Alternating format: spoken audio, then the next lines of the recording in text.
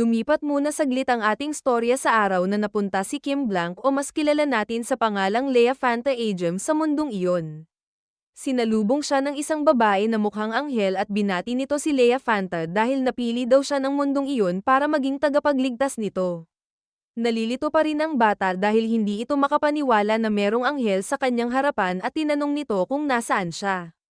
Sinabi nito na siya ang goddess of protection at siya ang magpoprotekta ang magtuturo sa kanya ng lahat ng kailangan niyang malaman sa mundong iyon. Hindi siya sumagot doon at nalilito pa rin nitong sinabi na ang huli niyang naaalala ay nasa rooftop siya ng kanilang school. Doon na bumalik sa kanya ang lahat at naalala na pupunta sana siya sa rooftop pero nakita nito na nakakandado ang pinto doon. Kaya, binuksan niya ang bintana sa 5th floor ng kanilang school at umakyat doon papunta sa rooftop. Hindi nito alam kung bakit pero naramdaman daw niya doon na buhay siya sa unang pagkakataon. Narinig daw niya na pinagsisisihan ng mga tao ang kanilang ginawa pagkatapos nilang tumalon.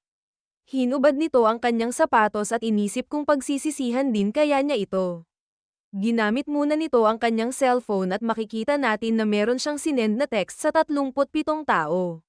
Binato niya ito sa baba at sinabing hinihiling niya na hindi rin sana matahimik ang kanilang mga buhay.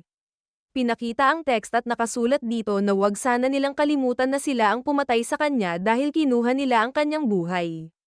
Pagkatapos noon ay tumalon na din si Lea Fanta sa taas ng building. Bumalik na ulit ito sa goddess at sinabing marami siyang otoridad kagaya ng idol, pity, prayer, sacrifice, at salvation. Sa paghiram daw dito ng bata, kaya niyang gawin ang kahit ano at pwede din siyang maging kahit na sinong gusto niya. Ngumiti kay Lea Fanta ang babae at tinanong kung gusto ba niyang maging bayani ng mundong iyon. Bumalik naman na ang ating storya sa King of Death at makikita nating sinabi sa kanya ng system na pumasok siya sa floor 50 gamit ang hindi tipikal na ruta. Dahil doon, tinanggal sa kanya ang blessing ng Hold Up Librarian, tinihil muna ang Beginner Protection Protocol, at pansamantala munang inalis ang Beginner Bonus. Hindi makapaniwala ang Sword Emperor dahil sobrang tagal na daw nung huli siyang pumunta doon pero wala pa ring nagbabago. Inisip ng ating bida na pamilyar sa lugar na iyon ang Sword Emperor kaya umasa ito na tutulungan siya nito doon.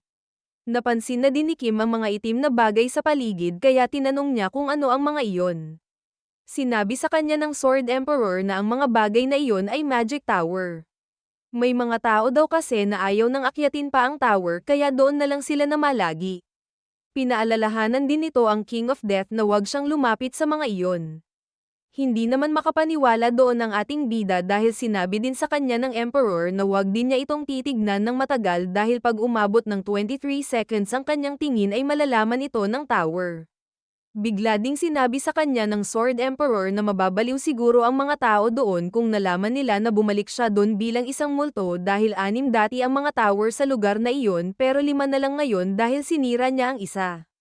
May sasabihin sana sa kanya ang King of Death pero bigla na lang sinabi sa kanya ng system na nakukorrupt ang kanyang katawan ng Void Poison. Tinanong naman agad ni Kim ang kanyang kasama kung ano ang Void Poison at bakit ito nangyayari. Pinaliwanag ng Sword Emperor na ang lason na iyon ay nakakalat sa 50th floor dahil ang alam niya, gawa iyon ng mga kalaban dati ng lumang ruler ng floor na iyon. Natalo sila sa Prussian Liberation War at kesa umalis ng payapa ay sinumpa nila ang buong 50th floor ng Void Poison. Para daw itong mas malakas na version ng zombie virus na nakita nila sa Martial Realm. Kung ganun pala ito kalala ay tinanong sa kanya ni Kim kung paano nabubuhay ang mga tao doon ng sobrang tagal. Pinaliwanag naman ng Sword Emperor na ang mga taong umaabot sa floor na iyon ay merong malakas na aura, skill, o kaya naman ay blessing ng isang constellation. Sinabi nito agad sa ating bida na bago pa siya mapahamak ay protektahan na niya ng aura ang kanyang katawan. Dahil kung hindi, mawawala siya sa katinoan at mag-iiba ang kanyang anyo. Nagulat ang dalawa dahil pagkasabi noon ng Sword Emperor ay bigla na lang may lumabas na malaking monster. Mabilis namang tumakbo ang mga ito at tinanong agad ng King of Death ang Sword Emperor kung ano iyon. Sinabi nito sa kanya na iyon ang nangyayari sa mga tao na hindi napipigilan ng Void Poison. Tumigil si Kim sa pagtakbo para harapin ang monster at mabilis niya itong inatake sa mukha. Tinanong nito ang kanyang kasama kung patay na ba ang kalaban. Nag-sorry naman sa kanya ang Sword Emperor dahil nakalimutan daw niyang sabihin sa ating bida na kalimutan nito ang lahat ng nalalaman niya tungkol sa mga monsters dahil iba ang lugar na iyon. Hindi makapaniwala ang King of Death nung nakita niya na merong lumabas na isa pang palaka sa katawan ng inatake niya kanina. Niloko siya ng Emperor at sinabing kung natatakot na siya at hindi na niya kaya ay tumingin siya ng matagal sa mga Magic Tower. Sinabi nito na pag naabot niya ang 23 seconds ay tatanungin siya ng tower kung sino siya at ano ang kanyang kailangan. Pag humingi ang isang tao sa kanila ng tulong ay pupuntahan sila ng mga magicians na nakasakay sa Wallace at sasagipin sila nito. Pero, ang kapalit noon ay bubuo sila ng 12-year contract para ubusin ang lahat ng meron ng kanilang sinagip at dahil merong SSS class na skill ang King of Death ay magugustuhan siya ng mga ito. Bigla namang nahinto ang ating bida dahil meron siyang nakitang mga tao. Sinabi ng mga ito na doon siya pumunta dahil ligtas sa lugar na iyon. Hindi naman siya nahulog sa kanilang patibong dahil paglapit doon ni Kim ay agad niya itong inatake. Natuwa naman doon ang Sword Emperor dahil kahit na utu-uto ang ating bida ay nag-iisip pa rin naman pala ito. Nag-transform ito sa kakaibang monster at sabay na sila ng palaka sa paghabol sa King of Death. Habang tumakbo, tinanong nito ang Sword Emperor kung ganun ba talaga sa lugar na iyon at sinabi sa kanya nito na oo at kailangan niyang masanay agad doon.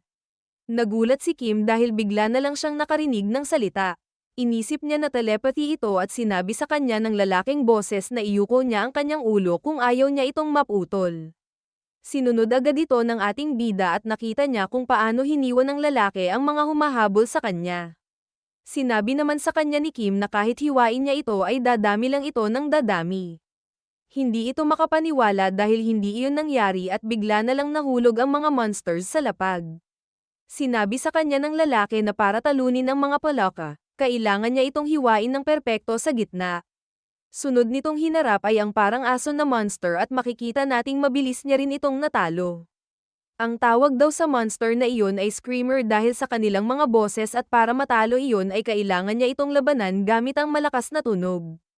Tumingin lang sa kanya ng seryoso ang ating bida dahil parang kilala niya ito at sinabi naman ng Sword Emperor na hindi pa rin tumatanda ang itsura ng siraulong iyon. Ang nagligtas sa King of Death ay walang iba kundi ang Constellation Killer na si Leia Fanta Agem. Nagkatinginan ng dalawa at napansin agad ng ating bida ang balat nito na parang papel sa puti at ang malamig niyang mata na parang walang emosyon. Dahil nakatitig si Kim sa kanya ay tinanong siya ni Leia Fanta kung kilala ba siya nito. Hindi naman nakasagot agad ang King of Death dahil napansin nito si Shiny na naantig sa kanilang reunion. Pero, hindi alam ni Shiny kung magagalit ba ito sa dati niyang master o kung anuman dahil hindi pa rin kasi nito alam kung bakit siya nito tinaksil. Nung nakita ni Leia Fanta ang espada ni Kim ay sinabi nito na kakaiba ang kanyang daladalang sandata. Hindi daw ito sigurado kung isa iyong magic sword o ego sword pero binalaan nito ang ating bida na itabi ito agad dahil maraming masasamang tao sa 50th floor na nang-aabuso ng mga baguhan doon. Nagtaka naman si Kim kaya nilabas niya agad si Shiny at tinanong ang kanyang kausap kung hindi ba niya namumukaan ang espadang iyon. Tinignan itong mabuti ni Leia Fanta pero pagkatapos noon ay sinabi niya na hindi ito pamilyar. Napansin nito na meron siyang koneksyon sa espadang iyon pero wag na daw umasa sa kanya si Kim kung tungkol ito sa nakaraan. Pinaliwanag nito sa ating bida na meron siyang amnesia at hindi niya maalala ang mga nangyari simula 1 week ago pababa. Magsasalita na sana ang ating bida pero sinabi sa kanya ng Constellation Killer na delikadong mag-usap sa lugar na iyon kaya sundan na lang siya nito dahil meron siyang alam na ligtas na pwesto. Habang naglalakad ang dalawa ay naririnig ng King of Death na pinag-uusapan sila ng mga taong nadadaanan nila. Iniisip ng mga ito kung ano na naman daw kaya ang pinaplano ng madman na iyon. Bigla na ding nag-note off ang system at nakita ni Kim na napakadaming constellation ang nagmamatsyag sa kanilang dalawa ngayon. Bigla namang tumigil si Leia Fanta sa paglalakad at sinabing naiirita siya sa nangyayari. Sinabi nito sa mga constellation na pag hindi sila tumigil sa panonood ay hahanapin nito ang mga apostle nila at papatayin isa-isa. Nung nawala na ang mga ito ay sinabi ng Constellation Killer na mukhang mas maingay sila ngayon kesa sa normal. Napansin din nito na interesado sa ating bida ang iba doon kaya tinanong niya kung meron ba siyang ginawa sa mga constellation. Hindi naman na nagpalusot ang King of Death at sinabi sa kanyang kasama na pinatay niya ang apostle ng Warhorse of the Eternal Plains dati. Nung narinig iyon ni Leia Fanta ay naglabas ito ng notebook at tinignan ito ng parabang merong hinahanap. Nung matapos na niya itong tignan ay sinabi nito sa ating bida na mas lalo itong humanga sa kanya dahil malalakas daw ang mga apostle ng constellation na iyon. Makalipas ang ilan pang sandali ay tumigil na ang dalawa sa paglalakad at sinabi ni Leia Fanta na nandoon na sila. Hindi naman makapaniwala si Kim dahil iyon daw pala ang sinasabi niyang mas ligtas na pwesto.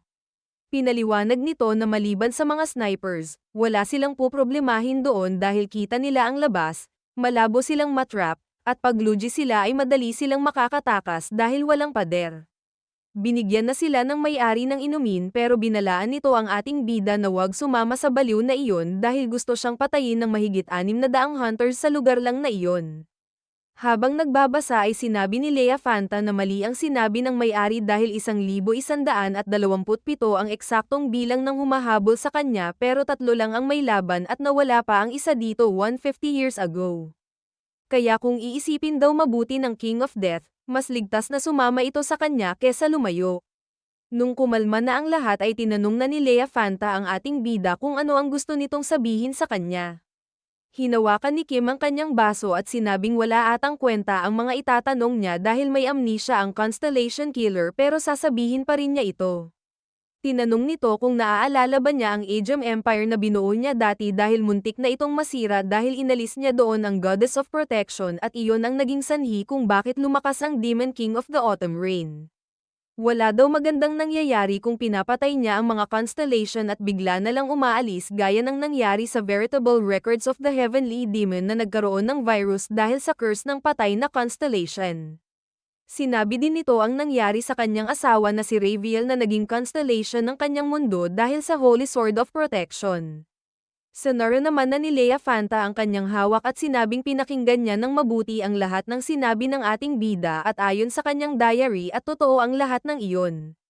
Sinabi nito kay Kim na kahit ordinaryo lamang ang itsura noon ay iyon ay isang holy relic galing sa The Great Poppy at doon nakasulat ang kanyang memorya. Meron daw iyong walang hanggang pahina at magandang search function kaya kahit na meron siyang amnesia ay namumuhay pa rin siya ng normal. Nakasulat doon na siya nga ang bumuo ng Aegean Empire at siya rin ang nag-seal ng Goddess of Protection, ang constellation na nasa tabi niya simula nung umpisa pa lamang. Nandoon din daw ang nangyari sa Martial Realm at sa iba pang mundo na tinanggalan niya ng constellation. Habang nakatingin sa nagpapaliwanag na lalaki ay inisip ng ating bida na pumunta siya doon para harapin ito tungkol sa kanyang mga kasalanan. Hindi kasi niya alam na ang paniniwala niyang kailangan mawala ang lahat ng constellation ay nagdulot ng napakaraming inosenteng buhay na nawala. Natigil naman sa pag-iisip ang King of Death dahil bigla siyang tinanong ni Leia Fanta kung ano ang gusto nitong kabayaran mula sa kanya. Hindi naman ito agad sumagot dahil tinanong muna niya ang Constellation Killer kung alam ba niya ang kanyang mga pagkakamali. Sinabi nito na merong dalawa, hindi daw niya inasahang magkakaroon ng bagong constellation ang mundo na nawalan ng constellation at minaliit niya ang curse na kayang gawin ng isang patay na constellation. Hindi naman iyon nagustuhan ng ating bida at tinanong kung iyon lang ba ang naiisip niyang mali. Inisip itong mabuti ni Leia Fanta at sinabing dumaan sa kanyang isip ang lahat ng pwedeng mangyari kaya ang dalawang iyon lamang daw talaga ang kanyang pagkakamali. Pinakita nito na sinulat na niya ito sa kanyang diary para hindi na niya maulit ang pagkakamaling iyon sa hinaharap at para pasalamatan ng ating bida sa kanyang advice ay bibigyan niya ito ng kabayaran o pabuya. Hindi naman na natiis ni Kim ang kanyang galit at tinanong kung wala ba talaga siyang pakialam sa lahat ng namatay dahil sa kanyang ginawa.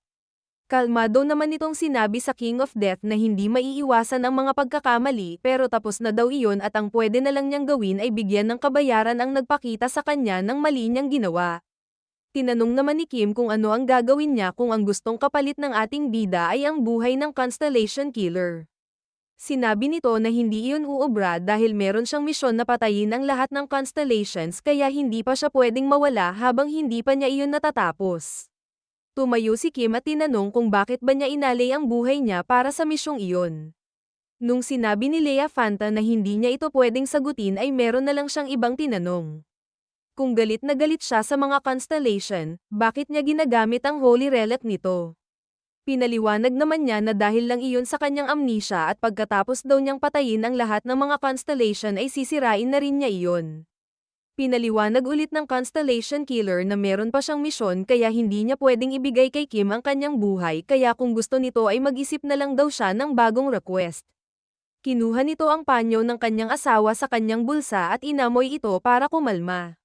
Makalipas ang ilang sandali ay sinabi ng ating bida na meron na siyang naisip at ang gusto niya ay kahit na anong mangyari ay poprotektahan dapat siya ni Lea Fanta habang nasa floor 50 siya. Dinagdag nito na hindi niya pwedeng paalisin sa floor na yon si Kim at dapat ay protektahan din nito ang kanyang mind and body. Hindi naman maintindihan ng Constellation Killer kung bakit iyon ang request ng ating bida at parang meron daw itong pinaplano. Napaisip naman ito nung sinabi sa kanya ng King of Death na alam niya ang lakas ni Lea Fanta at kung meron man talaga siyang plano ay kakayanin itong labanan ng Constellation Killer. Dahil doon ay pumayag na ito at sinulat na ni Lea Fanta ang request ng ating bida sa page 1 nanogram kanyang diary para iyon daw ang maging prioridad niya sa ngayon. Masaya ang King of Death sa kinalabasan ng kanilang pag-uusap at inisip niya na nahulog ang Constellation Killer sa kanyang patibong. Tumingin ito sa Sword Emperor at kinumpirma sa kanya kung totoo ba na sinira talaga niya ang isa sa mga magic tower na nakatayo doon dati. Mayabang naman itong sinabi na sa dami niyang nagawa sa kanyang buhay ay top 6 ito sa pinaka-proud siya. Kung ganun ay tinanong ulit siya ni Kim kung naaalala ba nito ang eksakto niyang sinabi habang ginagawa niya iyon. Ngumiti ito at sinabi sa King of Death ang sinabi niya dati na "Hi losers, namamaho na kayo sa loob ng tower na iyan dahil hindi kayo lumalabas kaya aayusin ko ito ng libre para sa inyo." Inisip naman ng Sword Emperor kung bakit ito gustong malaman ng ating bida. Hindi naman siya nito pinansin dahil tumingin lang ito ng matagal sa Magic Tower. Pinaalala sa kanya ng Sword Emperor na kung umabot ng 23 seconds ang tingin niya doon ay mapapansin siya ng tower at pag nangyari iyon at nagalit sila ay hindi niya iyon kakayanin sa lakas niya ngayon. Bigla namang may malakas na boses na nagsalita at sinabing hindi ata alam ni Kim na bawal ang kanyang ginagawa dahil bago lang siya sa floor 50 kaya pababayaan na muna nila ito basta wag na niya itong uulitin. Sinabi din ng nagsasalitang babae na kung gusto niyang mamuhay ng matagal sa lugar na iyon ay huwag siyang tumingin ng matagal sa mga magic towers dahil hindi niya kakayanin ang kapalit nito. Bigla namang nagsalita ang King of Death at sinabing "Hi losers, namamaho na kayo sa loob ng tower na iyan dahil hindi kayo lumalabas kaya aayusin ko ito ng libre para sa inyo." Kitang-kita sa mukha ng babae ang gulat dahil pamilyar sa kanya ang mga salitang iyon. Kahit ang Sword Emperor ay hindi makapaniwala sa ginawa nito at sinabing baliw talaga ito paminsan-minsan. Agad namang nagalit ang buong tower at tinawag ng malakas ang pangalang Sword Emperor. Lumabas na doon ang mga magician at sinabing wawasakin nila ang katawan ng kanyang sinasaniban. Kalmado namang nakatayo doon ang King of Death at pinaalala kay Lea Fanta ang kanyang pangako at sinabing kailangan niya itong tuparin.